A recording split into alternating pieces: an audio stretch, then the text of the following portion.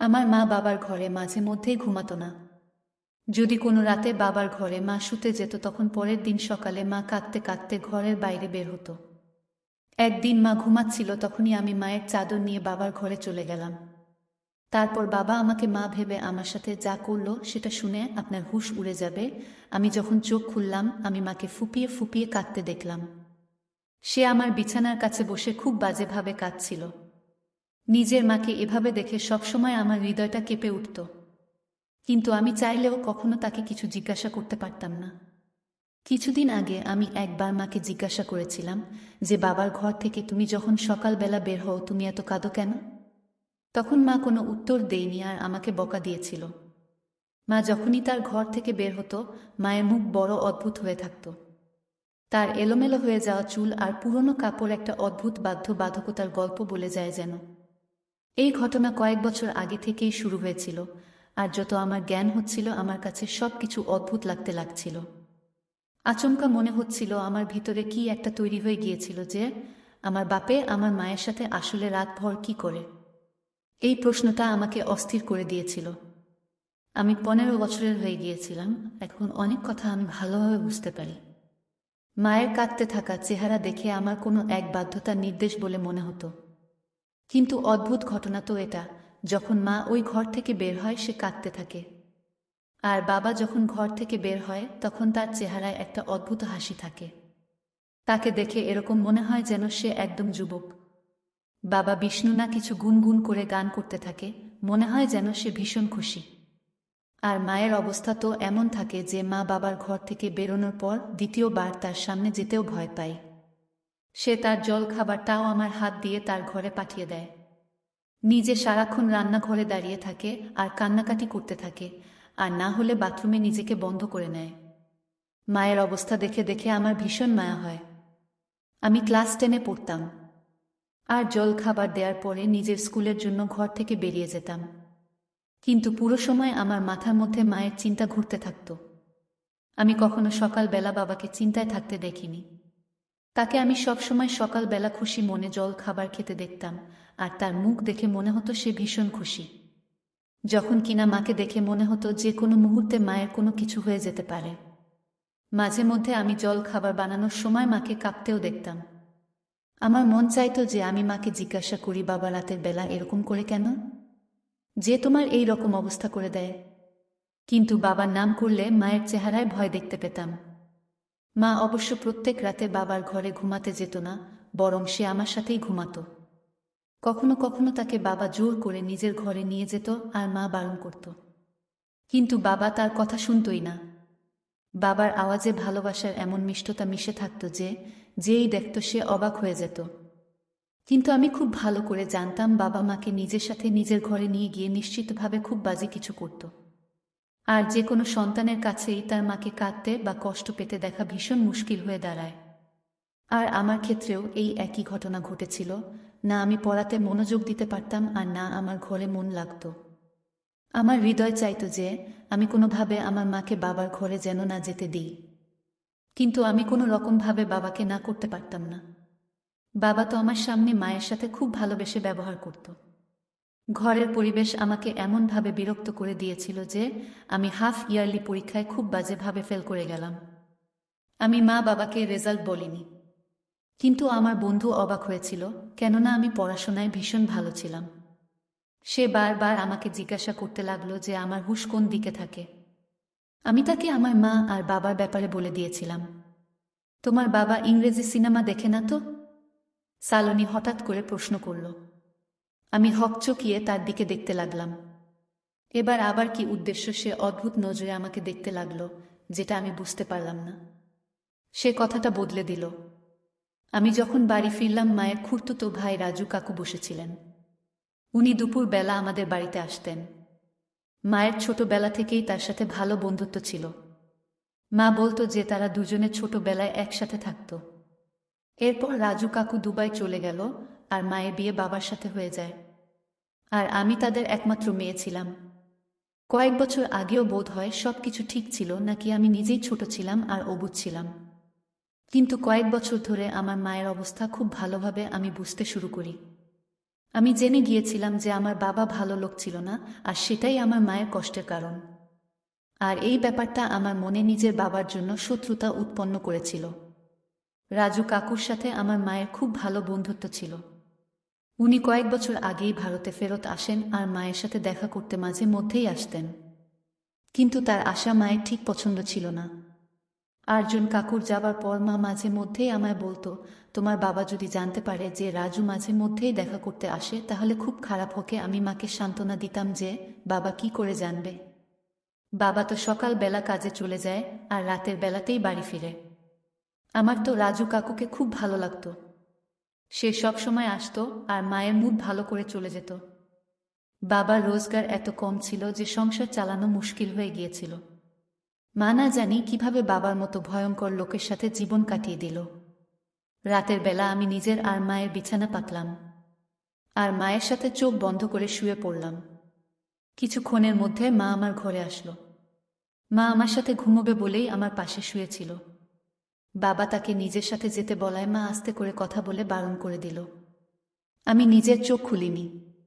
আমি শুনতে চাইছিলাম যে বাবা মাকে কি বলে। চলো না তিশা, আমি তোমাকে একটু বিরক্ত করব না, কথা দিলাম। বাবার কথা আমার কানে পৌঁছালো, যার মধ্যে ভালোবাসার নিশ্চয়তা ছিল। আমি যাব না তোমার সাথে, তুমি সবসময় আমার সাথে এরকমই করো। এটা বলে মা আরও একবার বারণ করে দিল। বলল, তোমার তো বোঝা উচিত যে আমাদের মেয়ে বড় হয়েছে, সে এখন প্রশ্ন করতে শিখেছে।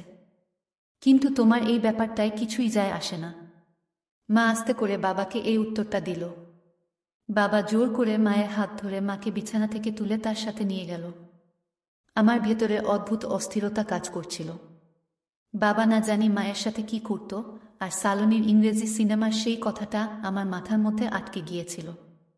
2 ঘন্টা হয়ে গিয়েছিল কিন্তু মা ফেরত আসলো না। আমি জল খাবার জন্য রান্নাঘরে গিয়েছিলাম। মা কিছুক্ষণ পরেই আমার পেছনে চলে আসলো। আমি একটা গভীর দৃষ্টিতে মায়ের দিকে তাকিয়ে রইলাম। দেখলাম মায়ের চুল এলোমেলো হয়ে গিয়েছিল। যেই ঘটনাটা আমাকে চমকে দিল সেটা হলো মায়ের কামিজের ফেটে যাওয়া হাতা। মা বুঝে গিয়েছিল আমার ওভাবে মায়ের দিকে তাকানোর কারণ, তাই সে তাড়াতাড়ি নিজের ওড়না দিয়ে হাতটা ঢেকে নিল। আমার সামনেই মা সকালবেলা ভালোভাবে জামা কাপড় পরেছিল, কিন্তু তারপর হঠাৎ মায়ের জামার হাতটা ফেটে গেল কি করে।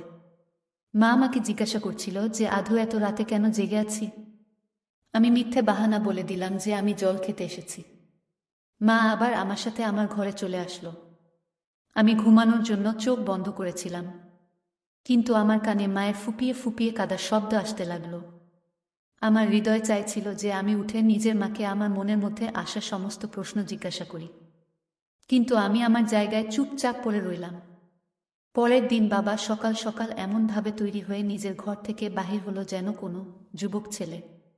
বাবার রোজগার অনেক কম ছিল, কিন্তু বাবা সবসময় খুশি থাকত, হাসতে থাকত।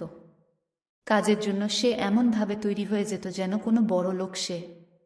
আমি আমার বাবার দিকে আর চোখে তাকালাম, যার প্রতি আজও আমি ঘৃণা অনুভব করি।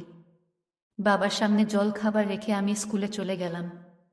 সারাদিন স্কুলে বসে আমার মাথার মধ্যে মায়ের ফেটে যাওয়া সালোয়ার কামিজের হাতের কথা মনে পড়ছিল। স্কুল থেকে যখন ফেরত আসলাম আমি রাজু কাকুকে দেখতে পেলাম। আমাকে দেখতে পেয়ে উনি আমাকে নিজের গাড়ির মধ্যে বসিয়ে দিলেন। আমি কিছু না ভেবে চিন্তেই তার গাড়ির মধ্যে বসে পড়লাম। রাজু কাকু বলতে লাগলেন, আমাকে বলো তোমার কি কি অসুবিধা হচ্ছে।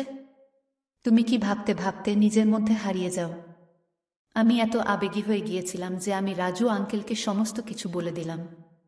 আমার কথা শুনে কাকু বলতে লাগলো, তোমার বোঝার ক্ষমতা আছে, তোমার বাবা ভালো নয়, তুমি নিজের মাকে নিজের বাবার হাত থেকে স্বাধীনতা কেন ফিরিয়ে দিচ্ছ না। কতদিন পর্যন্ত তোমরা দুজনে তার অত্যাচার সহ্য করতে থাকবে। রাজু কাকু ভীষণ ভালোভাবে আমাকে উপদেশ দিতে লাগলেন, যেটা শুনে আমার হুঁশ উড়ে গেল। কিন্তু আমি তো বাবাকে ছাড়ার কথা কখনো ভাবতেই পারি না। বাবা আমার সাথে কখনো বেশি উঁচু গলায় কথা পর্যন্ত বলেনি। তাহলে আমি বাবাকে অত্যাচারী কিভাবে বলতে পারি। আমি তো এটাও জানতাম না যে বন্ধ দরজার ভিতরে মা আর বাবার মধ্যে কি চলে। আমি চিন্তার সমুদ্রে ডুবে গেলাম। অনেক ভাবার পরও আমি এমন কিছু বাবার মধ্যে পেলাম না যার জন্য আমি তাকে অত্যাচারী ভাবতে পারি। কিন্তু আমার মায়ের যন্ত্রণা আর চোখের জল বাবাকে অত্যাচারী প্রমাণ করতে পারে। রাজু কাকু আমাকে স্কুল থেকে ঘরে নিয়ে চলে আসলেন আর নিজেও ঘরে ভেতরে আসলেন। মা আমাদের দুজনকে দেখে খুশি হয়ে গেল। আমাদের জন্য তাড়াতাড়ি খাবার নিয়ে আসলো। আমি অনেক ক্লান্ত হয়ে গিয়েছিলাম, এই জন্য শোবার জন্য নিজের ঘরে চলে গেলাম। রাজু কাকু মায়ের কাছে বসে রইলেন, কিন্তু আমার ঘুম পাচ্ছিল না। আমি পুরো সময় রাজু কাকুর কথা ভাবতে লাগলাম। বাবার ঘরে যাওয়ার পর মায়ের 3 দিন হয়ে গেছিল, আর গত 3 দিন ধরে মা আমার ঘরেই ঘুমাচ্ছিল। মা যখন আমার পাশে থাকে তখন খুব ভালো থাকে আর একদম চিন্তাবিহীন থাকে। বাবার কাণ্ডকারখানা তো সব সময় একরকম থাকে না। যখনই সে মাকে নিজের ঘরে নিয়ে যায় তখন থেকে সে একটু বেশি খুশি থাকে। বাবা চতুর্থ দিন মাকে আবার নিজের ঘরে নিয়ে গেল, আর আমি পুরো রাত অস্থিরতায় এপাশ ওপাশ করেই কাটিয়ে দিলাম। মা যখন সকালবেলা বাবার ঘর থেকে বের হচ্ছিল তখন সে ভালোভাবে হাঁটতে পারছিল না, আর সে একটা পা মেঝেতে ঘষে ঘষে অনেক কষ্ট করে হাঁটছিল। আমি মাকে জিজ্ঞাসা করলাম, তোমার পায়ে কি হয়েছে? তখন সে বলতে লাগলো যে, ছোট ছোট ব্যাপারে নজর দিও না আর খুব মন দিয়ে পড়াশোনা করো। যদি তোমার ক্লাস 10-এর রেজাল্ট ভালো না হয় তো তোমার বাবা তার জন্য আমাকে দায়ী করবে। মায়ের চোখ দিয়ে টপ টপ করে জল পড়তে লাগলো, আর সে বাবার জন্য জলখাবার বানাতে চলে গেল। তারপর সে আর দ্বিতীয়বার রান্নাঘরের বাইরে আসলো না। আমি মাকে জলখাবার দেওয়ার পর বাবার কাছে আসলাম। যখন তাকে জল খাবার দিলাম তখন বাবা আমাকে আমার পড়াশোনার ব্যাপারে জিজ্ঞাসা করতে লাগলো। বাবার কথায় এত মধু ছিল যে বাবার এই দ্বিমুখী মনোভাব দেখে আমি তো অবাক হয়ে গিয়েছিলাম। বাবা কখনোই শক্ত মেজাজের বা অত্যাচারী বলে মনে হতো না, অথচ মায়ের অবস্থা চিৎকার করে করে বাবার অত্যাচারের কথা শোনাতে চাইত। আমি বাবাকে জল খাবার দিতেই বাবা আমাকে আমার পড়ার ব্যাপারে জিজ্ঞাসা করতে লাগলো। আমি বাবাকে বললাম, মাকে ছাড়া আমার রাতে ঘুম আসে না, সে মাকে নিজের ঘরে রাতে ডেকে নেয়। আমার কথা শুনে বাবা হাসতে লাগলো আর বলতে লাগলো, আমি তো কখনো কখনো তোমার মাকে নিজের কাছে ডাকি। আমারও তো তোমার মায়ের উপর অধিকার আছে, আমিও তো তাকে অনেক ভালোবাসি। বাবার কথা শুনে আমার রক্ত গরম হয়ে উঠল, কেননা তার ভালোবাসার উদাহরণ বা ফলাফল আমি প্রায় দিনই দেখতে পেতাম। কিন্তু বাবাকে কিছু বলার ব্যাপারে আমি ভাবতেও পারতাম না। এজন্য চুপচাপ স্কুলে চলে যেতাম। স্কুলের শিক্ষক শিক্ষিকা পড়ানোর সময় আমাকে বোঝাচ্ছিলেন যে কখনো পুরো সত্যিটা না জেনে কোনো সিদ্ধান্ত নেওয়া উচিত নয়। অর্ধেক সত্যি কখনো কখনো ভীষণ ভয়ঙ্কর হয়, যা মানুষকে বরবাদ করে রেখে দেয়। আর শিক্ষকের কথা আমার মাথার একটা জানালা খুলে দিল। আমি ঠিক করে নিয়েছিলাম, এইবার বাবার পুরো সত্যিটা আমি জেনে ছাড়ব, আর তারপর মাকে বাবার থেকে স্বাধীনতা দেওয়াব। রাজু আঙ্কেল আমাকে কথা দিয়েছিলেন যে উনি সব সময় আমাকে সাহায্য করার জন্য তৈরি। আমার মা একদম আমার মতোই ছিল। আমি 15 বছর বয়সী ছিলাম, কিন্তু আমি দেখতে শুনতে ছিলাম একদম আমার মায়ের মতোই। পরের দিন রাতে আমি নিজে মাকে ঘুমের ওষুধ খাইয়ে ঘুম পাড়িয়ে দিলাম আর নিজে আমার মায়ের চাদর মাথায় দিয়ে বাবার ঘরে চলে গেলাম। বাবার ঘরে একটা ছোট বাল্ব জ্বলছিল। বাবা অন্ধকারের কারণে আমাকে মা ভেবে নিয়েছিল। আমার সৌভাগ্য এটাই যে তিশা আজ নিজে হেঁটে আমার ঘরে এসেছে। বাবা অনেক খুশি হয়েছিল, আর খুশি হয়ে আমার কাছে আসলো, আমার কাঁধ ধরে ঠিক নিজের সমানে বসিয়ে দিল। বাবার সামনে বসে আমার তো হাত পা কাঁপছিল যে তারপরে আমার সাথে ঠিক কি হতে চলেছে। কিন্তু আজকে আমি পুরো সত্যিটা জানতে চাইছিলাম। বাবা বলল, তিশা তুমি দূরে যেতে চাইছ, তাই আমাকে জোর জবরদস্তি করে তোমাকে নিজের ঘরে রাখতে হয়। আমারও তো তোমার উপর কিছু অধিকার আছে।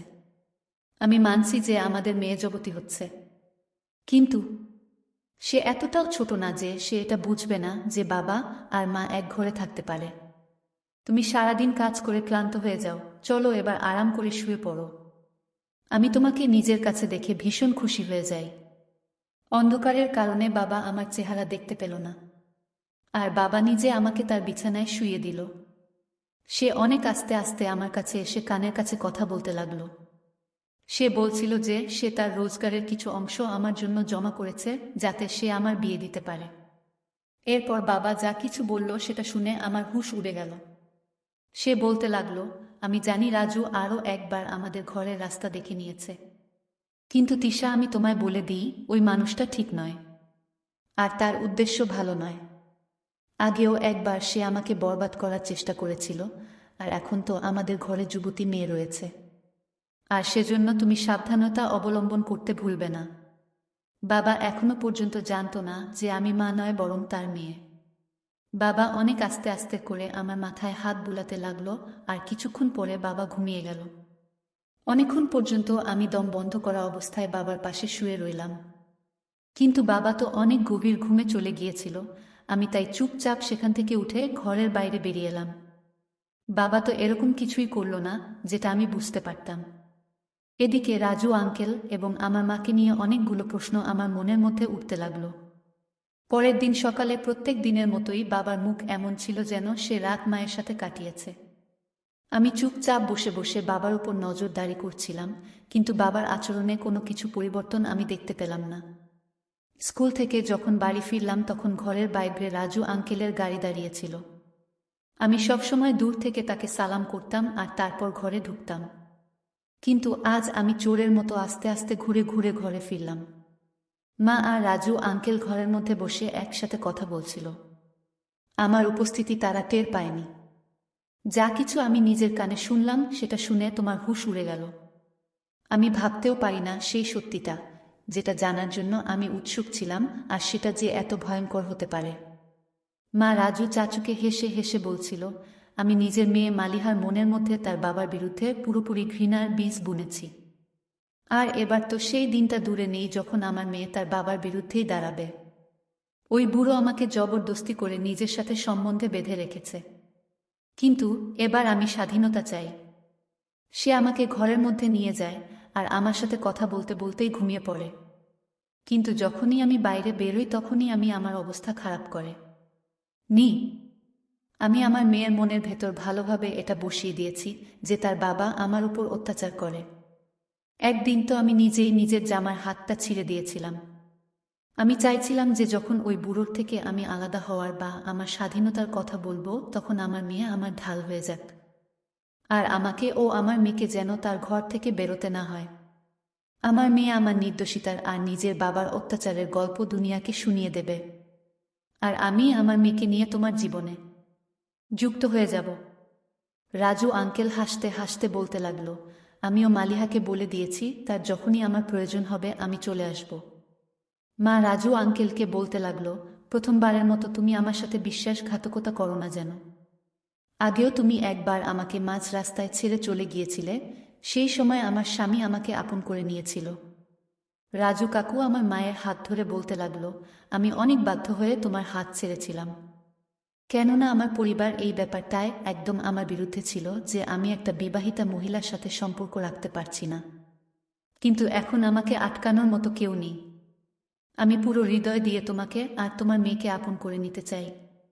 শুধুমাত্র মালিহা যেন এই সত্যিটা না জানতে পারে যে তার বাবা অত্যাচারী নয়, বরং আমরা তাকে অত্যাচারী প্রমাণ করার জন্য উঠে পড়ে লেগেছি। একমাত্র মালিহাই আমাদের দুজনকে এক করতে পারবে। আমি মা আর রাজু কাকুকে বিশ্বাস করিয়ে দিলাম যে সবকিছু আগের মতোই যেমন চলছিল সেরকমই চলতে থাকছে, আর তারা যেমন চাইছিল ঠিক তেমনই হবে। তারা দুজন হাসতে হাসতে ক্লান্ত হয়ে গিয়েছিল, আর আমার পায়ের তলা থেকে মাটি সরে যাচ্ছিল। আমার মা শুধু আমাকেই না, আমার বাবাকেও পুরোপুরি ধোঁকা দিচ্ছিল। আর সে আমার বাবার ঘরে বসে অন্য একটা লোকের সাথে মিলে একটা নতুন সম্পর্কের কথা বলছিল। আমার বাবার কথা মনে পড়ে গেল যে রাজু আঙ্কেল প্রথমেও আমাদের পরিবার নষ্ট করার চেষ্টা করেছিল। আমি অনেক কিছু জেনে ফেলেছিলাম, এই জন্য ঘরের ভেতর আমি প্রবেশ করলাম। আমাকে দেখে মা আর রাজু কাকু চমকে উঠল, কিন্তু কিছুক্ষণের মধ্যেই তারা নিজেদের আবেগের উপর নিয়ন্ত্রণ করে ফেলেছিল। কাকু আমার দিকে চকলেট দিতে আসলে আমি চকলেট নেয়ার বদলে মায়ের মুখের দিকে তাকালাম আর খুব শক্তভাবে মাকে জিজ্ঞাসা করলাম, তোমাকে আমায় বলতে হবে যে বাবার সাথে তোমার কি সমস্যা। মা জেনে গিয়েছিল যে তাদের মিথ্যে রহস্য খুলে গিয়েছে। এই জন্য বিনা লজ্জায় মা আমাকে সব সত্যি বলে দিল। মা বিয়ের আগে আঙ্কেলকে ভালোবাসত, কিন্তু রাজু কাকু তাকে করলাম। আমাকে দেখে মা আর রাজু কাকু চমকে উঠল, কিন্তু কিছুক্ষণের মধ্যেই তারা নিজেদের আবেগের উপর নিয়ন্ত্রণ করে ফেলেছিল। কাকু আমার দিকে চকলেট দিতে আসলে আমি চকলেট নেয়ার বদলে মায়ের মুখের দিকে তাকালাম আর খুব শক্তভাবে মাকে জিজ্ঞাসা করলাম, তোমাকে আমায় বলতে হবে যে বাবার সাথে তোমার কি সমস্যা। মা জেনে গিয়েছিল যে তাদের মিথ্যে রহস্য খুলে গিয়েছে। এই জন্য বিনা লজ্জায় মা আমাকে সব সত্যি বলে দিল। মা বিয়ের আগে আঙ্কেলকে ভালোবাসত, কিন্তু রাজু কাকু তাকে আঙ্কেলকে ভালোবাসত। কিন্তু রাজু কাকু তাকে বিয়ে করার বদলে দুবাইতে গিয়ে চাকরি করতে লেগেছিল আর মায়ের ভালোবাসা ছেড়ে নিজের কেরিয়ার বেছে নিয়েছিল। ছোটবেলার ভালোবাসার রং কাঁচা হলো না, আর এভাবে মায়ের হৃদয়ে রাজু কাকুর ভালোবাসার রং বসে গিয়েছিল। মায়ের পরিবার মায়ের জন্য বাবাকে পছন্দ করে নিয়েছিল। মা যুবতী আর খুব সুন্দরী ছিল, যখন কিনা বাবার বয়স তার থেকে 10 বছর বেশি ছিল। আর বাবা ছিল শ্যামলা বর্ণের মানুষ, যখন কিনা রাজু কাকু ছিল ফর্সা আর সুন্দর। মায়ের জন্য বাবার সম্বন্ধ পরিবারের ইচ্ছায় হয়েছিল, আর মা নিজের পরিবারের জোর জবরদস্তিতে বাবাকে বিয়ে করে নেয়। কিন্তু সে কখনো বাবাকে হৃদয় থেকে আপন করতে পারেনি। জোর জবরদস্তির এই সম্বন্ধ মায়ের জন্য একটা বোঝার মতো ছিল, কিন্তু মা এই সম্পর্ককে কোনো রকমভাবে চালিয়ে নিচ্ছিল। আর ঠিক তখনই বিয়ের 1 বছর পর মায়ের কোলে আমি আসলাম। মায়ের বিয়ে হয়ে 8 বছর হয়ে গিয়েছিল, আর রাজু কাকু যখন দুবাই থেকে কিছু দিনের জন্য এখানে ফিরেছিল, তার হৃদয়ে মাকে দেখে আরও একবার আবেগ জেগে উঠল। মাও নিজের ছোটবেলার ভালোবাসার উপর নিয়ন্ত্রণ না করে পেরে, নিজের আবেগকে ধরে রাখতে না পেরে বাধ্য হয়ে রাজু কাকুর সাথে লুকিয়ে লুকিয়ে দেখা করতে লাগল। কিন্তু কিছু দিনের মধ্যেই এই ব্যাপারটা মায়ের পরিবারের একজন জানতে পারে, আর সে পুরো পরিবারের মধ্যে মায়ের সম্মান নিয়ে বাজে বাজে কথা বলা শুরু করে। বাবা মাকে সত্যিকারের ভালোবাসত, এজন্য সে মাকে বদনামের হাত থেকে বাঁচিয়ে নিয়েছিল আর সমস্ত কথাগুলোকে মিথ্যা প্রমাণ করেছিল। যখন বাবা কিনা মায়ের সঙ্গ দিয়েছিল, তখন পুরো পরিবার নিজে নিজেই চুপ করে গিয়েছিল। সেই মহিলা যে মাকে বদনাম করতে চেয়েছিল, সে কিছুই করতে পারল না মায়ে, কিন্তু সে রাজু আঙ্কেলকে জোর জবরদস্তি করে ফেরত পাঠিয়ে দিয়েছিল। ভালোবাসার জোশ যুদ্ধের মতো হয়ে গিয়েছিল।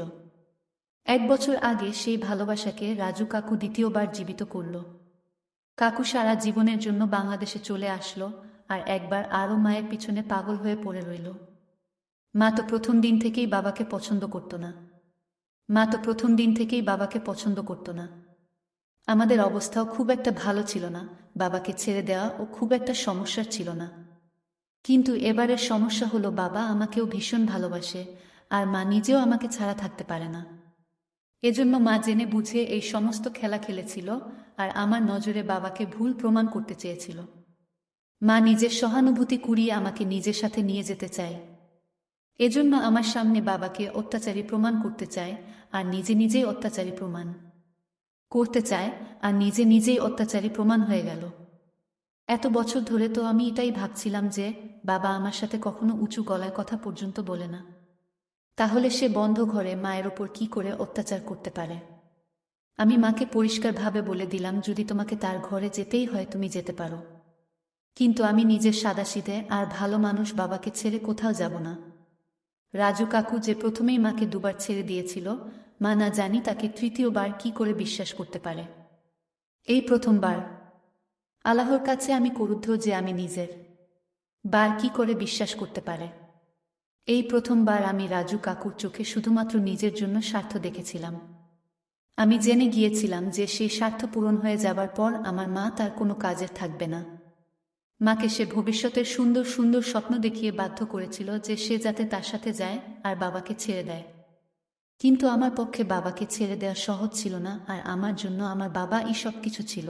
যদি আমার সামনে পুরো সত্যিটা না আসতো, বোধ হয় আমিও ভুল সিদ্ধান্ত নিয়ে ফেলতাম। কিন্তু আল্লাহর কাছে আমি কৃতজ্ঞ যে আমি নিজের চোখের সব কিছু সত্যি দেখলাম আর নিজের সমস্ত সত্যিটা শুনলাম। মা কাকুর সাথে যেতে রাজি ছিল, কিন্তু যখন রাজু কাকু দেখল যে আমি কোনোভাবেই তার নিয়ন্ত্রণে আসব না আর না মায়ের সাথে যাব, এবারে সে আবার মায়ের থেকে নিজেকে আলাদা করে মাকে ছেড়ে দিল। মা জানতে পারল যে রাজু কাকু মায়ের জন্য নয়, বরং আমার জন্য ঘরের চক্কর কাটত। সে ভীষণ লোক চালাক আর বদমাইশ লোক ছিল। সে আমার মাকে ভালোবাসার জালে পুরোপুরি ফাঁসিয়ে আমাকে নিজের জন্য ব্যবহার করতে চেয়েছিল। মা যখন এই ব্যাপারটা অনুভব করল যে সে আবেগে বসে কত বড় নিজের লোকসান করতে চলেছিল, যদি মা আর আমি তার সাথে চলে যেতাম, তাহলে আমার ইজ্জত সে এভাবেই নষ্ট করত, যেভাবে আমার পরিবারের সেই মহিলা আমার মায়ের ইজ্জত নষ্ট করার জন্য চেষ্টা করেছিল। না জানি কোনো ভালো কাজ আমরা মা আর মেয়ে করেছিলাম, যে জন্য আমরা রাজু কাকুর জাল থেকে বেরিয়ে আসতে পেরেছিলাম। রাতে যখন বাবা ঘরে আসলো, মা নিজেই বাবার জন্য খাবার বানালো আর নিজের বিছানা বাবার ঘরে করল। বাবার খুশি তো তখন দেখার মতো ছিল। বাবা সত্যিই মাকে ভীষণ ভালোবাসতো, আর এটা তার এতই ভালোবাসা ছিল যে সে মায়ের ভুলগুলো আজ পর্যন্ত অদেখা করে যাচ্ছিল। এত বছরে এই প্রথমবার মা নিজের ভুল বুঝতে পারল, আর সে বাবাকে নিজের হৃদয় থেকে আপন করে নিল। পরের দিন সকালে বাবা আর মা হাসতে হাসতে ঘর থেকে বের হচ্ছিল, আর আমার মনে একটা ঠান্ডা ভাব আমি অনুভব করলাম। কখনো কখনো আমরা ভালোবাসার করলাম কখনো কখনো আমরা ভালোবাসার নামে এমন ধোঁকা খাই যে কাউকে মুখ দেখানোর পর্যন্ত অবস্থা থাকি না। আসলে ভালোবাসা তো বিয়ের পরে শুরু হয়, যেখানে মানুষ একে অপরের ঢাল হয়ে একে অপরকে আড়াল করে। তো বন্ধুরা, আজকে এই পর্যন্তই। ভিডিওটি দেখার পর যদি তোমাদের ভালো লাগে তাহলে অবশ্যই একটি লাইক করবেন এবং কমেন্ট করে তোমাদের মতামত জানাবেন, আর চ্যানেলটি সাবস্ক্রাইব করে আমার সাথেই থাকবেন। ধন্যবাদ।